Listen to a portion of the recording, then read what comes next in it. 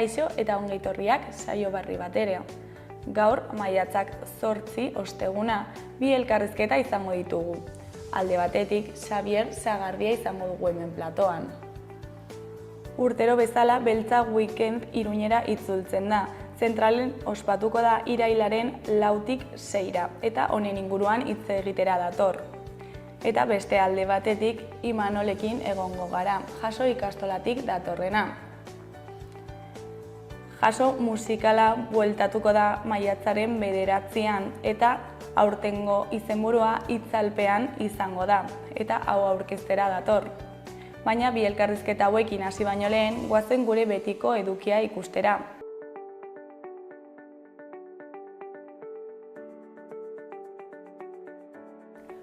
Goazen gaurko efemerideak ikustera.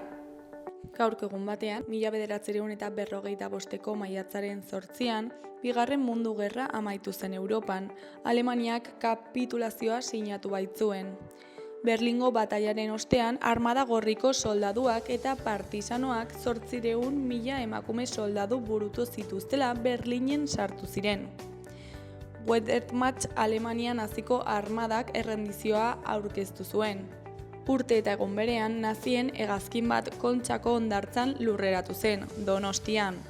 Bigarren Mundu Gerra bukatze hartzen, Hitlerrek bere buruaz beste egina zuen eta Sobietarrek Berlin hartua zuten. Hegazkinean Leon Degrelle ofizial nazi belgikarra zioan IESean, beste bi piloturekin batera. Francoren Espainiara heltzea zuen helburu eta erregail faltagatik Donostian lurreratu zen. Aliatuek heriotzara in absentia kondenatu arren, Espainian babes hartu eta Malagan hil zen Degrelle 57 urterekin. Harekin zioan pilotuetako bat errenterian kokatu omen zen urte batzuez. Egun berean baina 1977ko maiatzaren 8an, amnistiaren aldeko bigarren astea abiatu zen Hego Euskal Herrian. Ekimen ugari antolatu ziren aste osoan, hala nola greba orokorra, itxialdiak eta manifestazioak. Egun horietan, Espainiako poliziak gogor egin zuen jendearen kontra. 7 lagun hil eta 100 zauritu zituzten Euskal Herriko herri ugarietan. Eta bukatzeko 1980ko maiatzaren 8an, Mari Jose Bravo gaztea bortxatu eta hil zuten Donostian batallon basko espainolek. Loyola auzoan bere bikotekide Francisco Javier Ruedarekin zegoen, leku urrun batean. Jipoitu eta 16 urteko neskatoa handik urrutiratu, bortxatu eta buruan tiro emanda hil zuten.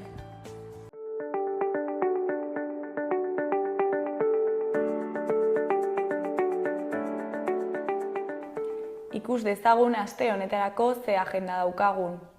Ostiralean, maiatzak 9an, Sanduzelaiko Zibiboxean, 7:30 mugarri, musika eta antzerkia uztartzen dituen ikuskizuna egongo da. Bi begirada, bi istorio eta leku bera, Ibardingo muga. Larunbatean, maiatzaren 10an, Kondestableko Zibiboxean, goizeko 12etan, Sarasateren ondarea, ipuin sinfonikoak izeneko ipuin kontaketa egongo da Sergio Andresen eskutik. Larunbatean baita ere, Juslarrotxako Zibiboxean, arratsaldeko 6etan, Osaba Patxikuren etxe zaharra izeneko magia showa egongo da Wallace Magoarekin. Gainera, egun eta leku berean, baina goizeko 10:00 Wallace Magoaren eskutik magiaren hastapenen txokoa izango da. Partaidetzan oinarritutako lantegia da, euskaraz emana, magia jostetako eta eraldaketarako erabiltzen ikasteko. Izan ere, magiaren bidez ikasi eta gozatzen dugu eta era berean gure sentimenduen eta emozioen adierazpen bidea da. 6 eta 12 urte bitarteko txikiendako izango da. Igandean, Sanduzelaiko Zibiboxean, Zaintzaren dantza izeneko antzerki musikala egingo du Lari produkzioak. Meri ama izan berri da. 9 hilabetez haur bat eduki du barruan, eta haren babesle eta zaindaria izan da. Era berean, kezka eta zalantza askoren iturri bihurtuko da txikitxoa. Neska edo mutila izanen ote da. Nola ezituko dut? Izan ere, ote da kozkortzen denean? Zoriontsua izanen ote da? Gauza izanen ote naiz gauza guztiez arduratzeko? Marikerekin batera zalantza horiei guztiei erantzutea lortuko du. Doinu akuilarri eta istorio biziekin batera eginen dute bidean.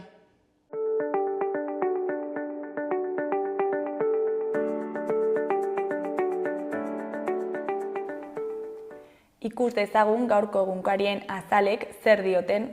Diario de Noticiasen titular nagusian, espetxe zigorra 487 erasotzaile masistarentzat Nafarroan 2024an. Kasu askotan epaiketen ez zuten zuzenean espetxera sartzea suposatu.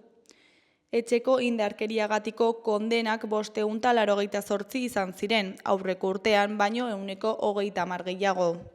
Hori koloreko argazkietan San Ferminetako 10 kartel finalistak ditugu. Honen titularrean, 480 kartelen artean 10 kartelek igarotzen dute galbea jaia irudikatzeko. Herritarrek udalaren webgunean eman dezakete botoa maiatzaren 18 arte. Grisa koloreko aldean dagoen argazki handian, Circo del Solek Navarra Arena argitzen du. Hemengo beste argazkian denboraldiko Idiazabal gaztaren lehen mozketa. Ezkeraldeko albistetan fumata beltza konklabeko lehen 3 orduen ondoren. Eskuineko aldean, alde batetik funtzionarioek 2 urte igaro beharko dituzte beren lanpostuan eszedentzia izateko. Beste alde batetik Sánchez energia berriztagarrien alde agertu da, eta lobby nuklearraren aurka agertu da. Azkenik Nafarroak nazioko 2 hegaldi eta nazioarteko 2 milioi lizitatuko ditu. Diario de Navarraren titular nagusian, Pedro Sánchezek ez ditu argitu duela 10 eguneko itzalaldiaren arrazoiak kongresuan. Argi mozketak eta defentsarako gastuak eztabaida garratza sortzen dute parlamentuan. Argazki nagusian Kapera Sixtinoaren irudi orokorra, atzo arratsaldeko lehen orduan kardinal guztiak kokatuta, aita santu berria aukeratzeko konklabea astean. Honen titularrean konklabearen lehen eguna. Lehenengo bozketan ez zen gehiengorik izan, eta horrek fumata beltz bat eragin zuen gaueko 9 inguruan.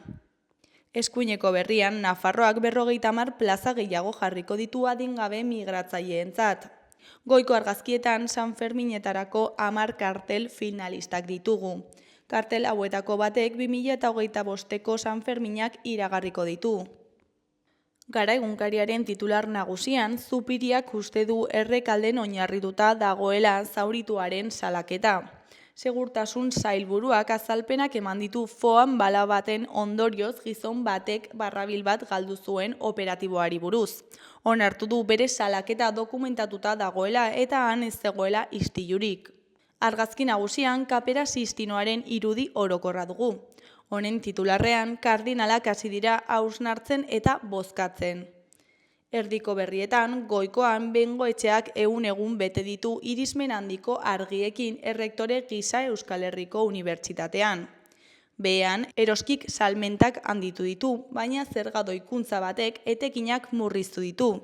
Editoriala atalean, itun sanitarioa eta fiskala lerrokatuta egon beharko liratekeela irakur dezakegu. Beheko aldean 4 berri ditugu. Lehenengoan, Sánchezek denbora eskatu du itzalaldia ikertzeko, eta Feijóok kolapsoaz hitz egiten du. Bigarrenean, India eta Pakistan Kashmirren aldeko enegarren gerrari begira daude. Hirugarrenean, Peio gerraren analisia dugu. Zirku kantu bat zeruaren eta Cirque du Soleil lurraren artean. Eta azkenik Ane Urkiriren erreportaia dugu. Old Trafford inflexio puntua Bielsako aldetik bikainarentzat. Berriaren titular nagusian hau agertzen da. Zupiria etxarri bigarrengo zaurituaz. Litekena da ertzain batek desegoki jokatu izana. Iker Aranak salatu zuen tiro egin ziotela Bilboko gaztetxe inguruan eta barrabil bat galdu zuen. Jaurlaritzako segurtasun sailburuak sinesgarritzat jo du salaketa. Portadaren argazki nagusian, Indiaren misilek jotako eraikin bat ikus dezakegu atzo Pakistanen menpeko Kashmirko Kotli hirian. Honen titularrean, Pakistanek Indiari ohartarazi dio mendeku hartuko duela. Goiko aldeko albistean, berria ikasgelak 6 unitate didaktiko ondu ditu DBH-ko ikasleentzat. Ezkerreko aldean 5 lerroburu ditugu.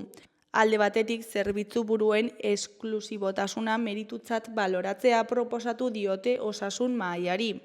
Beste alde batetik zorionekoak mugimenduko kidea den Ibai Zueskunen hitzak ditugu. Ekitaldi alaia antolatu nahi dugu aldarrikatzeko Euskara Nafarroako hizkuntza dela, gu guztiona.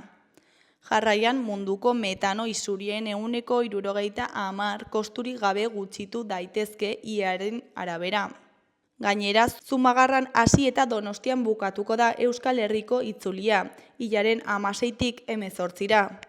Bukatzeko Eroskik 24 gutxiago irabazi zuenia zerga gehiago ordaindu zituelako. Euskal Herria irratiari dagokionez, titular nagusian, Joseba Arsironen hitzetan, PSN-erekin akordio zabalak ditugu hizkuntza politikan izan ezik. Zeinbat aste barru urte beteko dira 2023ko udal hauteskundeak egin zirela.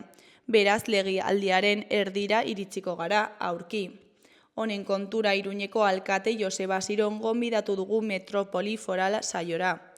Bere ustez, hiria UPN-ek utzitako paralisitik ateratzea lortu dute. Kontent dago hainbat arlotan proiektu aurrerakoiak garatzen ari direlako. Asironek aipatu digunez, gehiengo zabalik ez dagoenez, desberdinen arteko akordiotan dago oinarrituta egungo udal politika.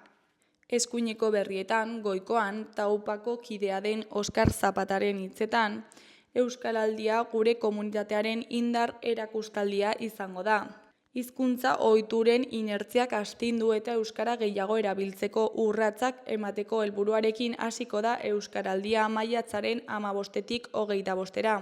Oraindik ere garaiz gaude ahobizi edo belarriprest rolen arteko hautua egiteko. Beheko berrian, 100 urte egin ditu estafeta kaleko Iturria farmaziak. Iruñeko kale ospetsuenetako batera bertaratu gara Iturria aita semeekin hitz egitera. Botikari sendikoak aski ongi ezagutzen dute ogibidea. Garrantzitsuena diotenez ez da aldatu, jendeari arreta egokia eta konfiantzazko tratua ematea.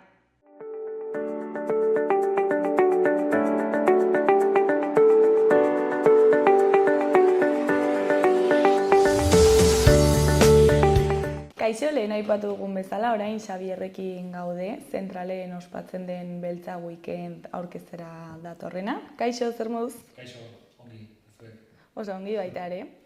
Kontatu iguzu, zertan datza Beltza Weekend jaialdia? Beltza Weekend da 2017 urtean sortu genuen musika beltzean ardaztutako jaialdi bat. Iruñan egiten dena eta musika beltza esaten dugunean, esaten dugu soul musika, rhythm and bluesa, regearen barruan rockestira jotzen dugu, eta baita ere beste inguruan dauden beste soinu batzuk, adibidez bugalua edo latin edo ez? Eta hori baino ardaztuta dago batez ere Estatu Batuetan 70ko hamarkadan 50-60eraino iristen alda, egiten zen soul musika, beltzek egiten zuten musika, eta edatu zutena eta deitu izan zena garai batean The Sound of Young America, Amerika gaztearen soinua, hori da, Iruñera gaur eguneko taldeekin ekartzen duguna gutxi gora bera, Eta nola sortu zen hau egiteko ideia, nondik ateratzen da? Gu gara musika beltzaren oso fanak, bakoitza badator, kluba badakagu, festivala aurretik sortu genuena, ditzen dena Gautxoriak Soul Club, eta hor biltzen gara musika beltzaren maitaleak.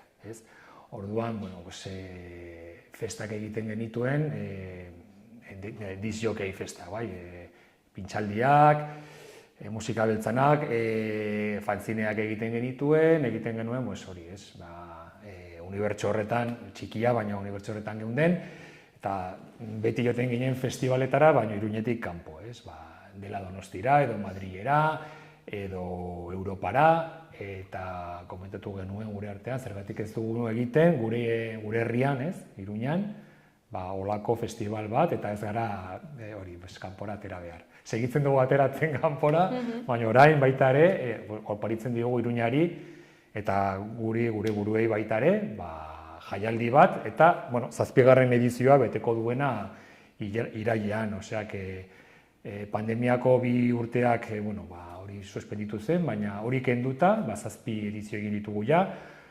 eta segituko dugu egiten, segurazki. Eta hemen, Iruñaz aparte, Beltza Weekendetaz aparte, ezakit Nafarroan espazioak dauden non musika hau entzuten den, jende... Bueno, ez, baina oso minoritarioa da, ez? Regearekin eta roots regearekin, bai, badaudela sound system potentea, jende gazteak reggae sound system, edo Iruñar kolektiboak, horiek bai ari direla musika beltzaren barruan mugitzen dute jendea. Guk soulak mugitzen du askoz ere jende gutxiago, baina egia da baita ere Beltza Weekend jaialdia lortu duela, adibidez, zentral bezalako sala handi bat, 900 pertsonak sartzen dira hor, betetzea. Hortaz, gero, eta gainera lortu dugu ez hori bakarrik, baizik eta izen bat, marka bat sortu dugu, izen bat, esan nahi dut, serioa, oso atalde potenteak ekartzen dituena, soul mailako, mundu mailako soul talderik handienak ari gara ekartzen Iruñera, eta arrakasta, barkatu, dezentekoa lortzen ari gara azken urteetan. Horrek esan nahi du, badagoela publiko bat, eta nahi dugu publiko hori noski handitzeaz, eta oso musika atemporala. Osea, bai dela musika zarra, nola baita esateko, baina da oso musika atemporala, eta ez dena zaharkitua gelditu, ez da modazko gauza bat, baizik eta hor dago, eta oso potentea da. Eta gintzen duten lehen aldian, zer moduz jendearen harrera, nola hartu zuten? Inzertidumbre handia geneukan, eta esan genuen, nos tiramos a la piscina, eta gari zer gertatzen den, eta egin genuen, justu aldaketa egon zen Iruñeko udalean, justu zentralaretoa egin zuten, ireki zuten Iruñaren bihotzean, eta guretzako hori oso importantea izan zen, sala hori egotea, itzen genuen salarekin, eta, planteatu genuen festivala, egin genuen, eta jendea etorri zen.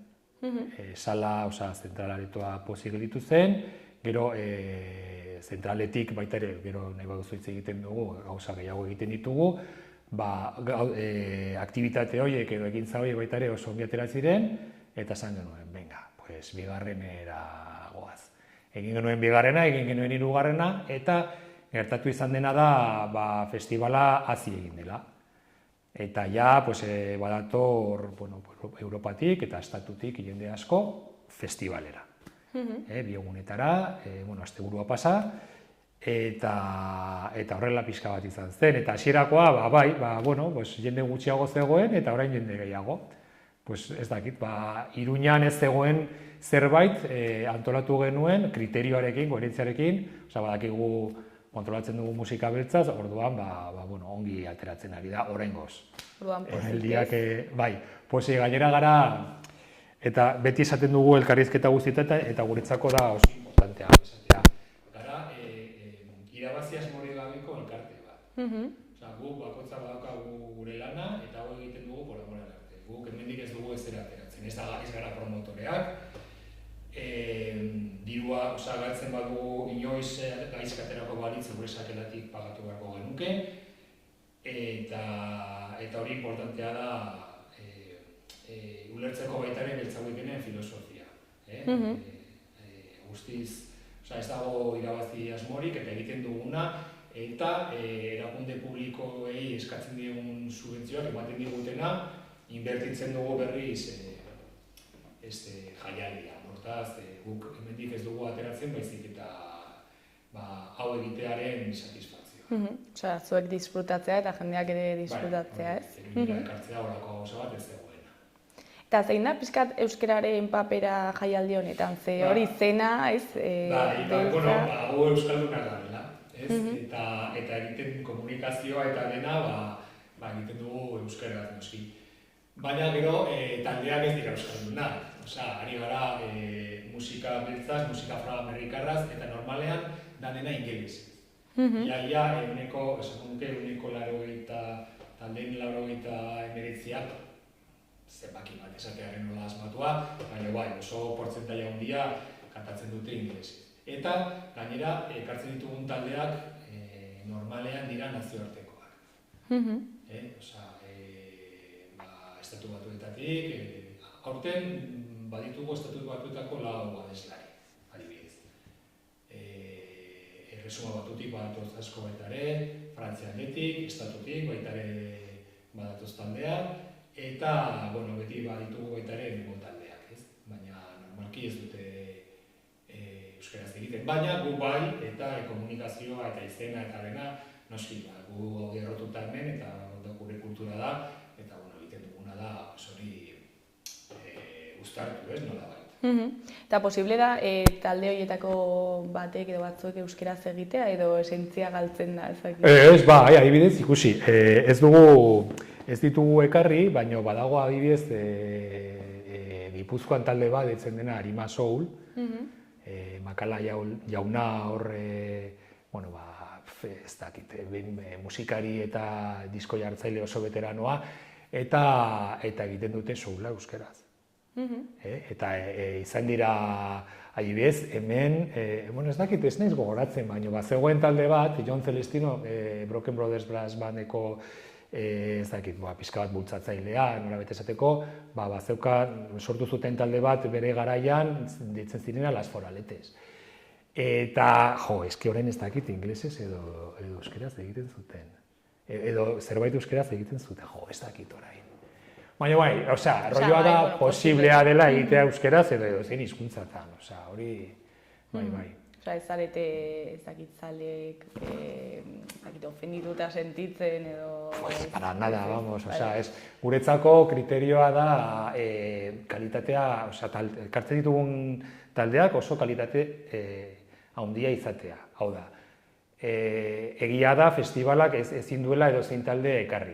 Eta soul taldeak behar dute ongi sonatzeko, badaukate, haize sekzio oso potentea, daude, hiru pertsona hor, gero batzutan koristak, gero organoa, gero igual bat bi abeslari, eta gero base ritmikoa, bateria, basua, bi gitarra, dira talde oso jendetsuak, 8-10 pertsonetakoak, ez? Orduan, guk eskatzen duguna da kalitatea eta ez gutxienekoa, baizik eta kalitatea handia. Ekartzen ditugun taldeak dira zuzenean oso solbenteak, oso onak. Entzutea talde hori da pasada bat. Berdin dio, gustatzen bat zaizu edo ez estiloa, edo irutzen zaizun zarra denik, edo lo que sea. Entzuten dituzu eta esaten zu hemen dago kalitatea, bai? Ez dakit erantzun dizudan galderari, baina bai. Eta nola moldatzen zarete, kalitatezko taldeak ekartzeko eta irabazi asmorik gabeko elkarte bat izan da, nola moldatzen zarete hau den antolatzeko, ezakit elkarlanak egiten dituzue, subentzioak eskatzen dituzuela esan duzu, baina ezakit. Gero sarreren salmentatik ere bai pagatzen dugu, hau guztia, eta gero heldu da momentu bat, hasieran, inork ez duen kokatzen Iruña, soul jaialdi bateko kokaleku bat bezala, ez? Eta inkluso talde askok ez dute ezagutzen Iruña. Ez nazioartekoak, Iruña ez dute ezagutzen.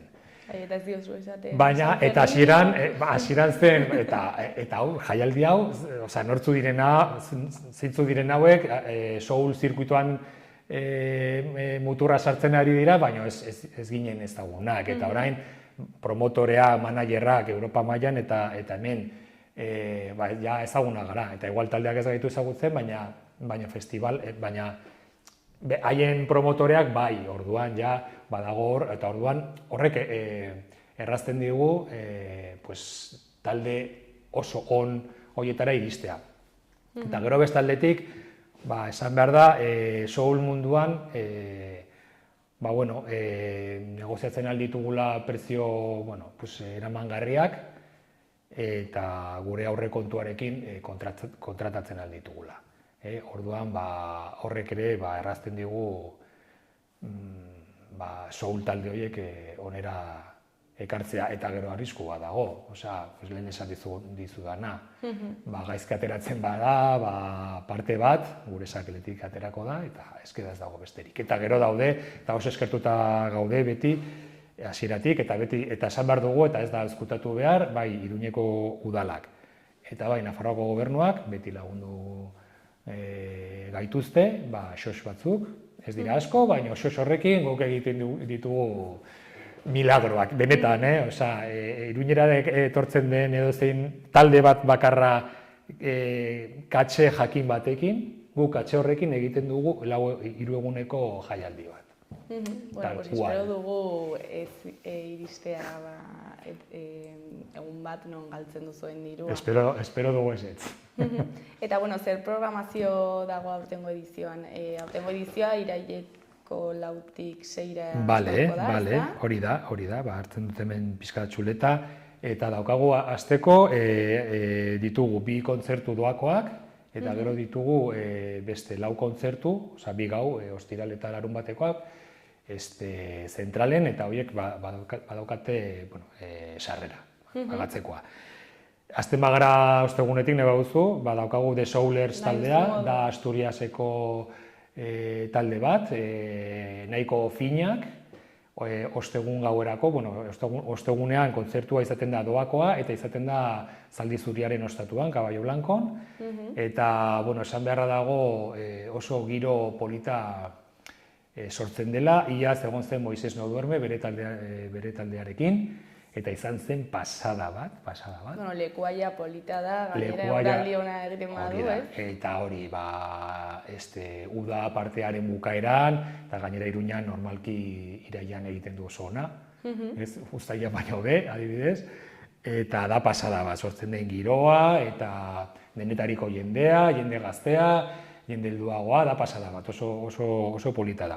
The Soulers, Asturiaseko taldea. Eta gero, ostiralean, plater importanteak, daukagu Barrens Whitefield eta MFC Chicken taldeak lagunduta. Barrens Whitefield da esaten dena shouter bat, shouterra da James Brown nola botatzen zituen oihu horiek kantatzen zuenean, soula, Barrens Whitefield da gelitzen den azkenetariko bat, mitikoa, eta oso talde on batek eta hemen nahiko ezaguna rock and rollaren munduan, izan bada pasada bat. Eta gero, bukatuko du ostiraleko gaua Akantalan da New Orleanseko abeslari bat, lekutu dena aldatu zena Erresuma Batura, eta hartzen ari da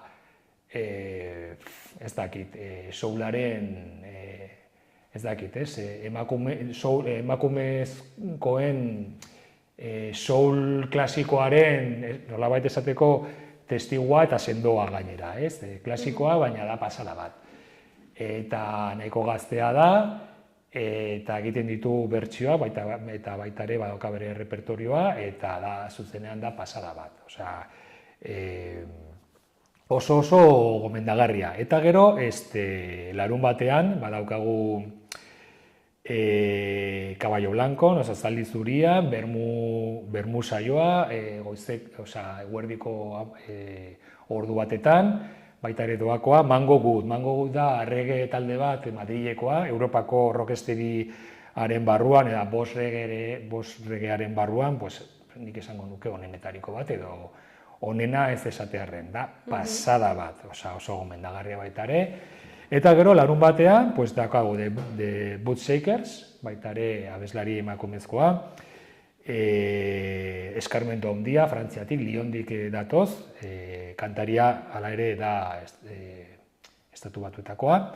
Eta gero bukatuko du Carlton Hummel Smith. Carlton Hummel Smith da aktorea, soul abeslaria, baditu bere urteak, Harlemekoa, New York, eta, bueno, pues emango duen espektakuloa, pues zer esan behar dut nik. Osea, da pasada bat izatea alako, bueno, denak, dira oso onak, alako abeslari bat, bere taldearekin, hemen Iruñan. Eta gero, programazioaz aparte, paraleloki egin duzu ere programazio kultural bat, ez? Bai, hori da. Zer prestatu duzu hori da, programazioetarako? Guretzako bakarrik ez da festa egitea, ez? Bueno, kontzertu hauek gero daude lagunduta pintxa diskosekin, bukatzen direnean kontzertuak, Txintxarri tabernan eta Keops tabernan, Iruñakoak. Eta guretzako, beti izan da oso importantea ez bakarrik ludikotasuna, baizik eta gero baita ere, ez dakit, ez, halako mezu bat, ez, divulgatiboa zabaltzea, ez. Bai musika beltzaren inguruan, baino baita ere, bueno, beste guk musika beltza ulertzen dugu moduan, horrek lotuta dituen beste balore batzuk zabaltzeko, ez.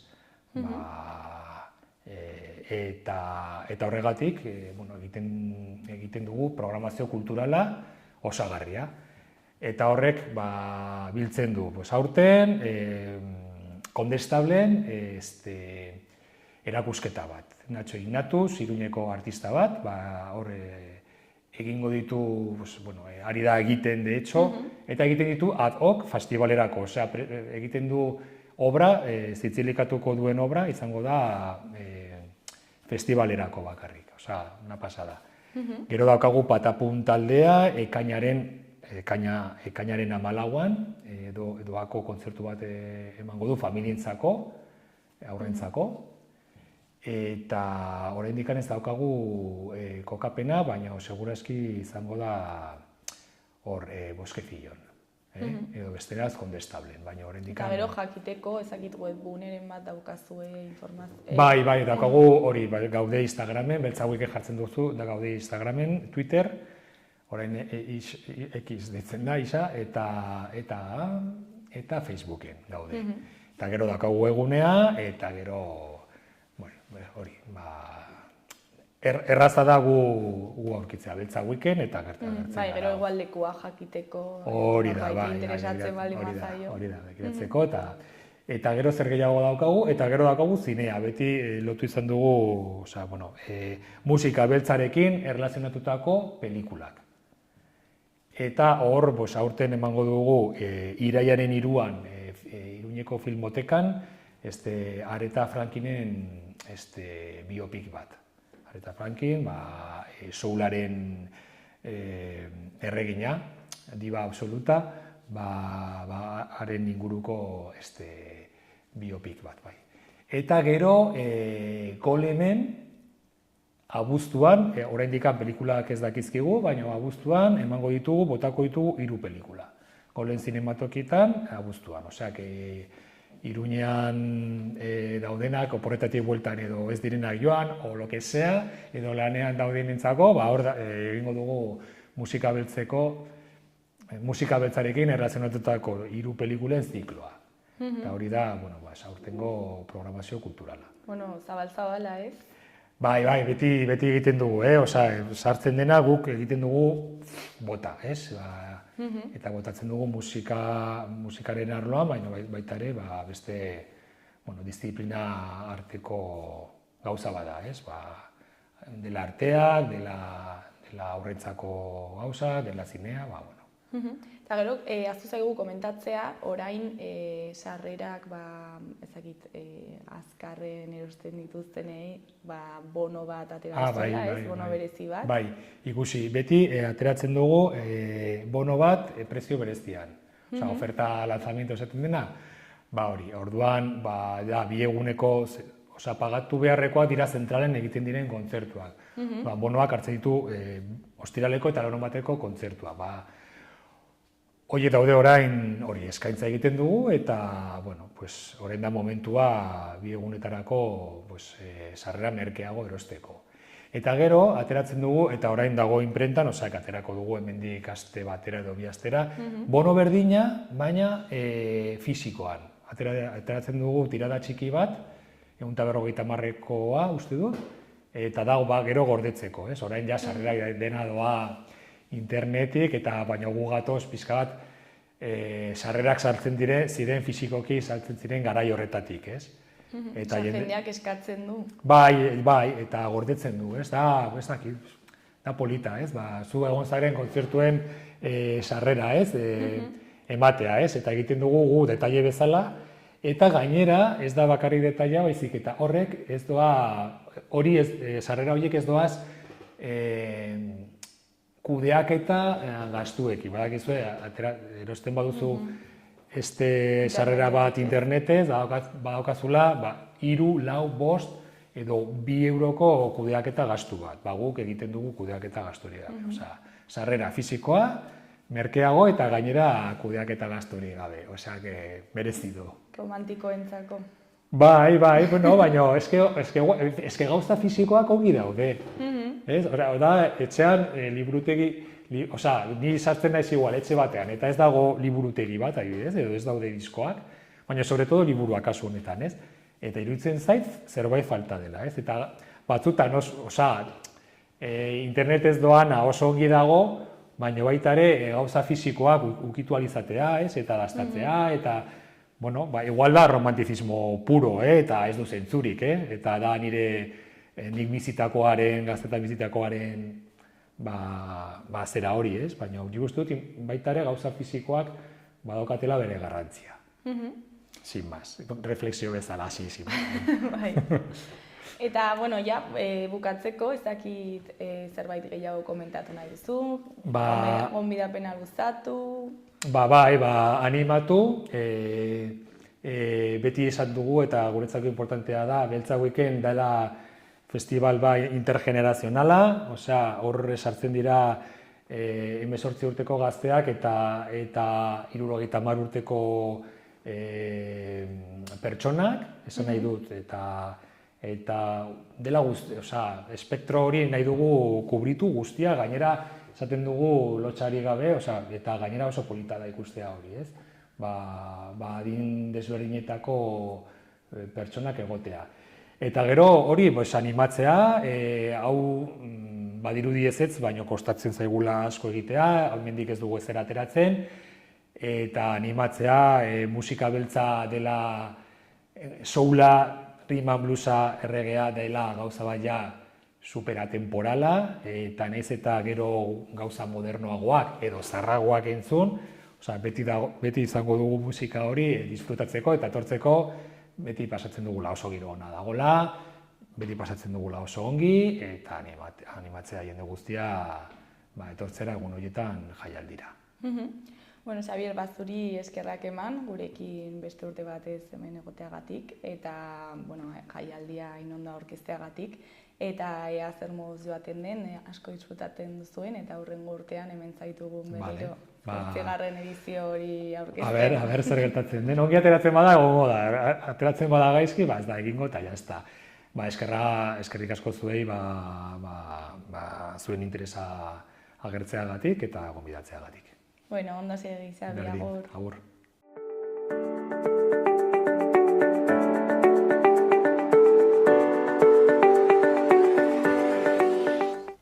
Gaurko eta biharko eguraldiaren iragarpena ikusiko dugu orain.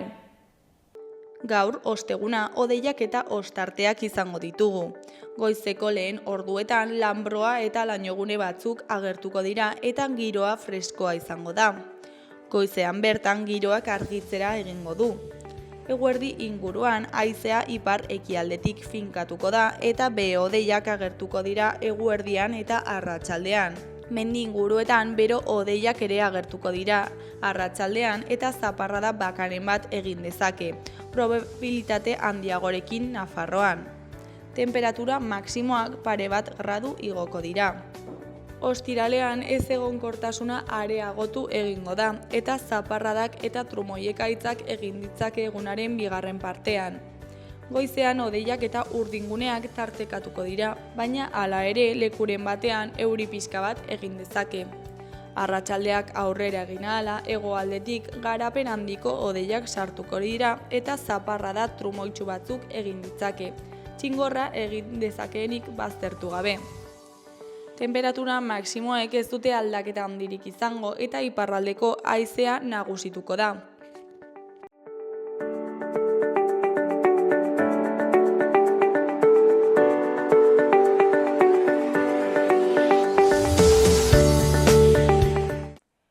Kaixo, lehen esan dugun bezala, orain Jaso ikastolatik Imanolekin gaude. Kaixo, zer moduz?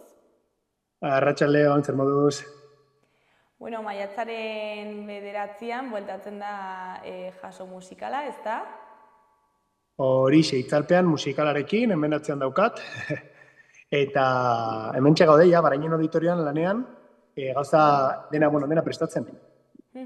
Bueno, testu inguruan jartzeko, azaldu iguzu pixkat zer den Jaso musikala, noiztik egiten den?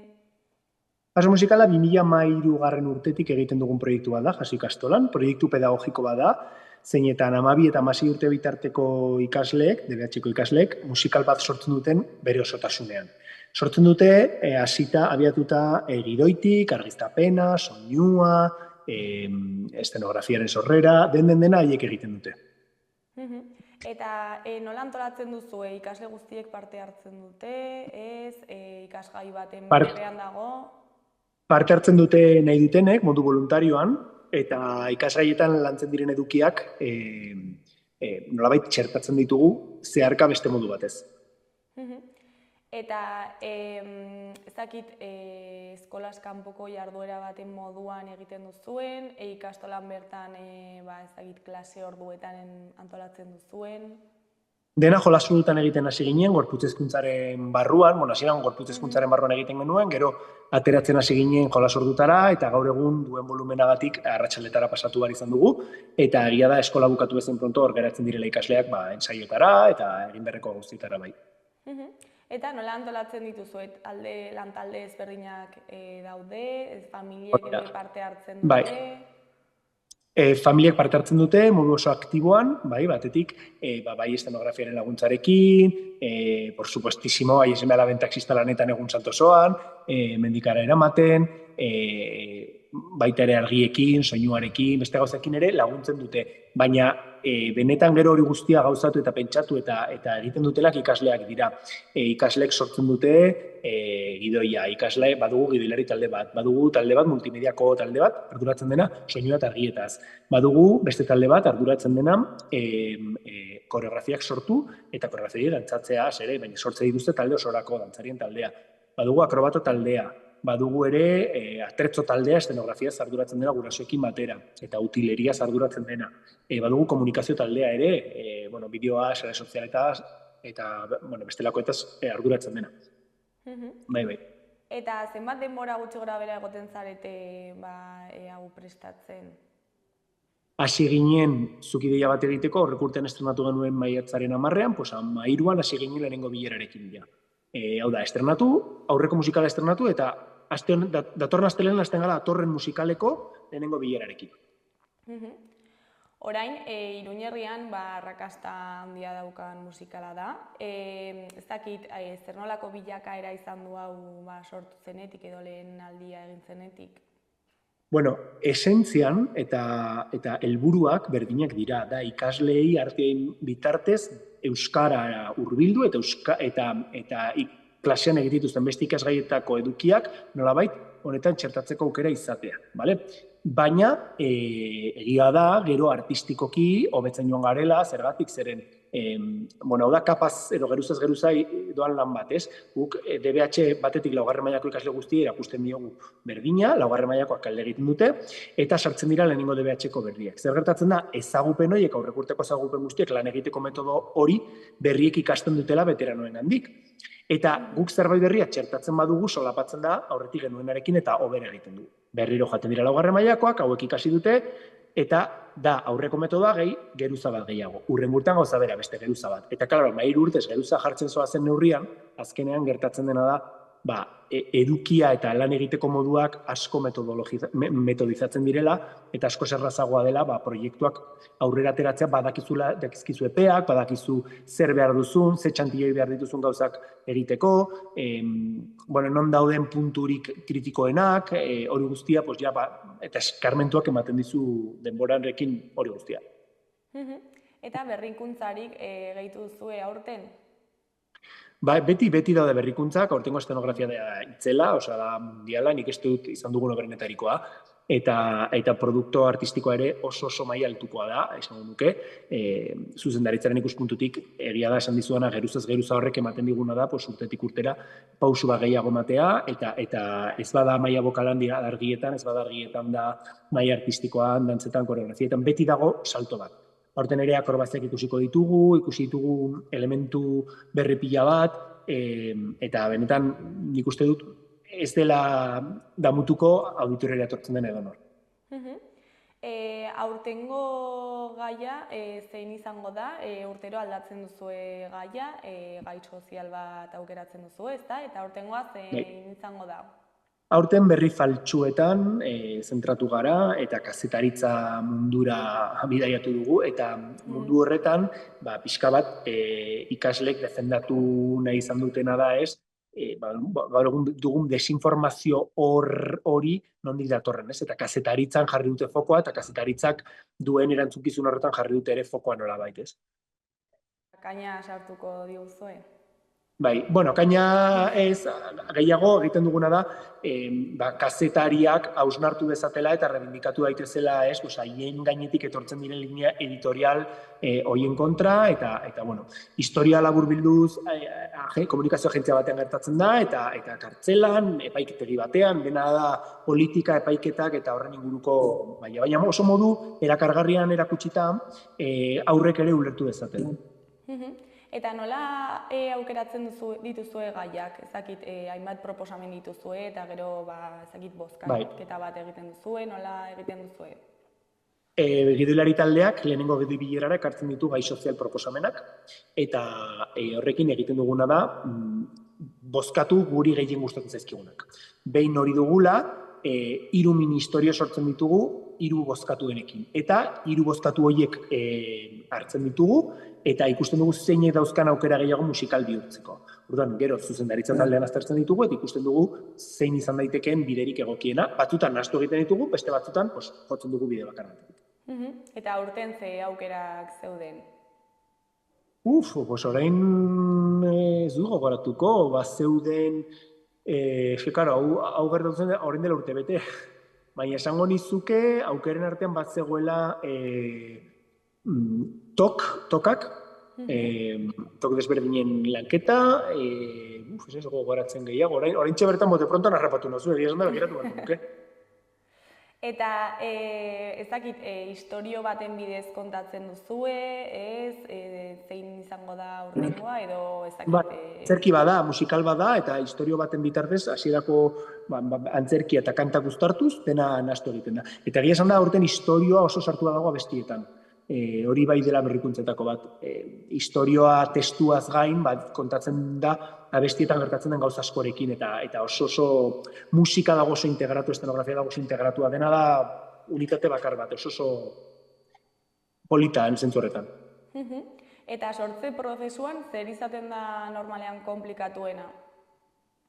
Esango nuke, gidoiaren pieza guztiak ongi enkajatzea, gero horri denbora dedikatzen baldin badiozu, beste guzti asko zertazagoa delako. Baina ere esango nizuke pertsonaiak banatzea ere guretzat zuzendaritza taldearentzat ez dela gauza atsegina, zeren askotan ez duzu asmatzen hori eman pozik daudenak pozik daude, baina beti egon daiteke baten bat ez dagoen pozik. Aurten ez da kasua gertatu, mundu guztia oso pozik geratu da, baina da momentu bat musikalean kostatzen dena batzutan espektatibak betetzea. Eta uste dut urteekin ari garela lortzen ikasleku ulertzea, veteranoenek paper mota batzuk izatea, hasi berri beste batzuk, eta hori poliki-poliki bar direla irabazten haien lanarekin eta haien egunerokotasunarekin. Ezin dira etorri taldera pentsatuz, hasieratik izan bar dutela kristoneko papera edo dena delakoa. Batzutan bai, gertatzen da, ez gaudela delako hainbeste, edo dena delakoagatik, baina bai. Eta lehen, aipatu dugu proiektua handituz joan dela, hor atzean ikusten ditugu kolaboratzaileak, ez dakit ere elkarlanean aritzen zareten norbaitekin, ez dakit... Binario Estudio, soinuan adibidez, aritzen da gurekin, ikusarte aritzen da, kasu honetan orkesta zuzentzen du ikusarteko arduradunak, eta bideoproiektua ditugunen ere hor egoten da, Jonar...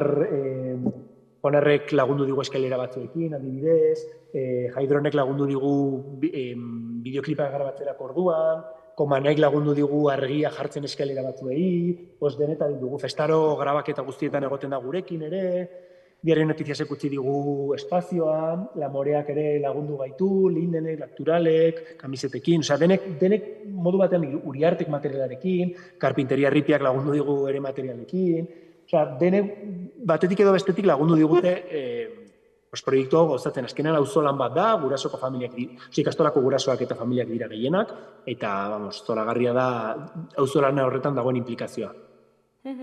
Gero ere, kampus bat daukazu, ez da? Kampus artistiko bat. Zertan datza hau? Kampusak 12-tik beherako ikasleentzat dago antolatua eta musikalean jarretzen dugu metodologia bera, aste batean konzentratu egiten da, eta ikasle horiek badute aukera bizitzeko musikalaren esperientzia eta musikal txikitxo bat sortzeko, gureetan oinarritua dagoena, aste oso batez, eta egia esana oso ongi pasatzen dute, show talentak egiten dituzte, akrobazia tailerrak, dantza tailerrak, kanto tailerrak, eszenografia tailerrak, denetarik egiten dute. Oso interesgarria da hientzat, eta goizez izaten da. Aurten ekainaren 19-tik 27. Osea, musikalara sarbide baten modukoa da? Bai, da modu bat, Nafarroa osoari irekita dago gainera, da modu bat, jendeak ere ikusteko nolakoa den musikala barrutik. Eta, esan dugu, maiatzaren 9an estreinatuko dela, non izango da estrenaldia? Arañen auditorion izango da estrenaldia, eta hementxe bertan, hemen dago horrentxe, eta sarrerak web horrian eros daitezke, irubebikoitza auditoriobaranen.com. Eta beti bezala publikora irekia dago, ez da? Arratsaleko emanaldia goizez ikastetxeentzat, beteta dugula, eta arratsalez publiko orokorrarentzat. Eta, zer da aurtengo edizioaz espero duzuena? Egia esaten badizut, disfrutatu, ikasle urte osoko lana erakutsi, gozatu, jendea emozionatu, jendeak animatu dezala, txalotu dezala, gozatu dezala, eta jendeak disfruta dezala. Eta batez ere, gure ikasleek disfrutatu dezatela, guztia sortu duten disfrutatu dezatela. Niretzako hori da helburu nagusia. Orain da gure pastelaren ginda jartzea eta pastela jatea. Pastela denon artean ereki dugu, eta tokatzen da orain disfrutatzea pastela horretaz, eta goxo-goxo jatea. Eta zer moduz ikusten dituzu aurtengo ikasleak? Oso implikatuak. Talde txikitxoagoa dugu beste urte batzuetan baina, aurreko urtean asko atera zirelako batean, adinagatik. Eta, da pasada bat aurtengoen implikazioa, hemen ditut nire inguruan ezakit pasatu diren edo ez kamaran, baina hor daude komunikazioko gauzak prestatzen, batzuk barruan mugitzen eszenografia argiztapenekoek lan egin alizateko, mundu guztia dago hemen lanean, eta inork ez dauka beta ezer egiten egoteko. Eta jaso musikalaren etorkizuna nola ikusten duzu? Egiten segituko duzue, edo hori da asmoa? Momentuz indartsu gaude jarraitzeko, datorren urterako ere, hasiko gara astelenean gidoileri bilerarekin, beraz, honek badu oraindik arretea denbora batez. Imanol, bukatzeko, ez dakit zerbait gehiago komentatu nahi duzun, jendeari zerbait esan, gonbidapena luzatu nahi duzuna? Bai, animatu jendea tortzera, zeren nik uste dut ez direla damutuko. Euskararen alde egiten dugula postua, eta euskaraz edukia sortzearen alde, eta hori da gure nortasuna, eta horrekin egin dugu bat, eta euskaraz ulertzen ez duenarentzat, badaitugu QR batzuk, hori ikusiko dituzue, alboetan, QR batzuk, liatzen ez dela, mentxe. QR hauek, eta eskaneatzen badituzte sarreran, eskuko programa, eta baita ere, itzulpena estenaka, irakurri izango dute, kontrolatzeko pixka zer gertatzen den estena bakoitzan eta ulertzeko pasarte bakoitzan. Primeran, Imanol, zuri eskerrak eman, gurekin konektatzeagatik eta oingo musikala saltzeagatik, eta ea zer mozio alten den. Mila esker, esarkada bat. Ondo segi, agur. Agur.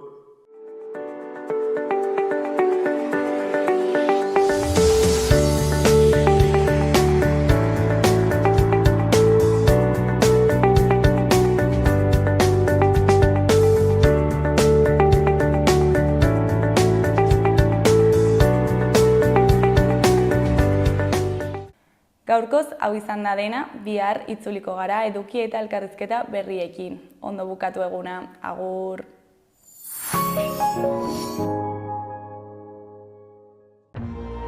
Gobierno de Navarra. Nafarroako gobernua.